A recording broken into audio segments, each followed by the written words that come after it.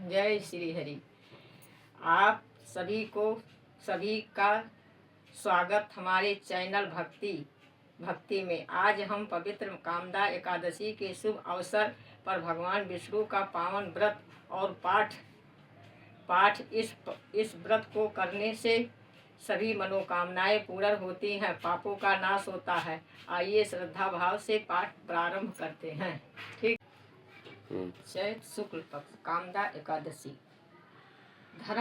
धर्मराज युधिष्ठिर बोले, हे भगवान, मैं आपको कोटि कोटि नमस्कार करता हूँ। आप कृपा करके चैत शुक्ला एकादशी का महत्व कहिए। इस एकादशी का क्या नाम है और इसके करने से क्या फल मिलता है? श्री कृष्ण भगवान बोले, धर्मराज, एक समय यही प्रश्न राजा दिलीप ने गुरु वशिष्ठ से किया था। तब गुरु वशिष्ठ ने कहा, राजन, चैत मास के शुक्ल पक्ष में कामदा नाम की एकादशी आती है। वह परम पुण्यमयी है।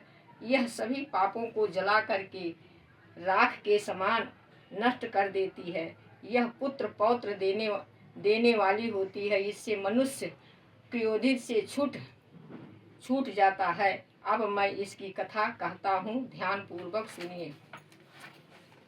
प्राचीन काल में रतनपुर नामक एक सुंदर नगर था। वहाँ पर अनेक यशों से युक्त पुंडरीक नाम का एक नाग राज करता था। रतनपुर नगर में अनेक अप्सराएं, किन्नर तथा गरबंध भी निवास करते थे। उनमें ललिता नामक अप्सरा और ललित नामक गणवर्ध भी रहते थे। वे दोनों पति पत्नी के रूप में रहते थे। उन दोनों में अत्यंत प्रेम था। अलग अलग हो जाने पर दोनों व्याकुल हो जाते थे। एक समय पुंडरीक राजसभा में बैठकर गंधर्वों द्वारा गायन वादना का आनंद ले रहे थे। सभा में अन्य गंधर्वों के साथ ललित भी गान कर रहा था। गाते गाते उसको अपनी प्रिय ललिता का ध्यान आ गया और उनके ध्यान में स्वर भंग होने के कारण वह अशुद्ध गायन करने लगा। ललित के मन का संताप जानकर कक्कोट नामक नाग ने गायन में त्रुटि होने की शिकायत राजा से कर दी। तब पुंडरीक ने क्रोध पूर्वक ललित को श्राप दे दिया, दुर्वृद्ध, तुम मेरे सामने गाता हुआ अपनी पत्नी का स्मरण कर रहा है, अतः तू कच्चा मांस खाने वाला और नरभक्षी राक्षस बन करके अपने किए कर्म का फल भोग। पुंडरीक के श्राप से ललित उसी क्षण विकराल राक्षस हो गया और वह अनेक दुख भोगने लगा। जब उसकी प्रियतमा ललिता को यह सब मालूम हुआ तो उसको अपने पति की विकराल आकृति देखकर मन ही मन अत्यंत दुख हुआ और वह अपने पति के उद्धार का मार्ग सोचने लगी। एक बार ललिता अपने पति के पीछे घूमती घूमती विंध्याचल पर्वत पर चली गई। वहां पर श्रृंगी ऋषि का आश्रम था। ललिता शीघ्र ही श्रृंगी ऋषि के आश्रम में गई और वहां जाकर के विनीत भाव से प्रार्थना करने लगी, हे मुनि देव, मैं बहुत दुखी हूँ, आप मेरी विपत्ति का निवारण कीजिए। उसे देखकर श्रृंगी ऋषि बोले, हे सुभगे, तुम कौन हो और यहाँ किस लिए आई हो? ललिता बोली, हे मुनि श्रेष्ठ, मेरा नाम ललिता है। मेरे स्वामी राजा पुंडरीक के श्राप से विशालकाय राक्षस हो गए हैं।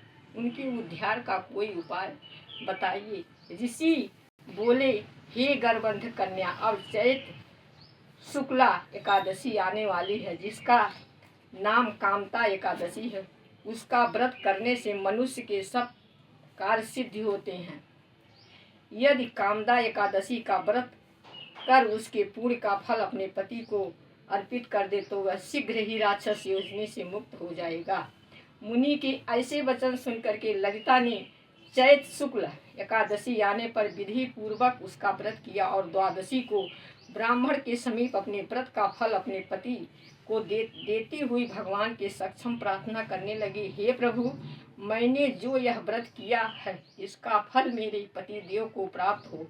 उसके पुण्य से वह राक्षस योनि से मुक्त हो जाएंगे। एकादशी का फल देते ही उसका पति राक्षस योनि से मुक्त होकर के अपने पुराने स्वरूप को प्राप्त किया। फिर अनेक सुंदर वस्त्र आभूषण से युक्त होकर वे दोनों विमान में बैठकर स्वर्गलोक को चले गए। वशिष्ठ मुनि कहने लगे, हे राजन, इस व्रत को विधि पूर्वक करने से समस्त पाप नष्ट हो जाते हैं तथा राक्षस जैसी योनि से भी छूट जाती है। संसार में इसके बराबर कोई और दूसरा व्रत नहीं है। इसकी कथा ये महत्व पढ़ने या सुनने से वाजपेय यज्ञ का फल प्राप्त होता है। फलहार में इस दिन लूंगों का सागर लेना चाहिए। लूंगो अर्थात औगा का फल, दूध, दही, फल आदि ले सकते हैं। बोलिए श्री विष्णु भगवान की जय।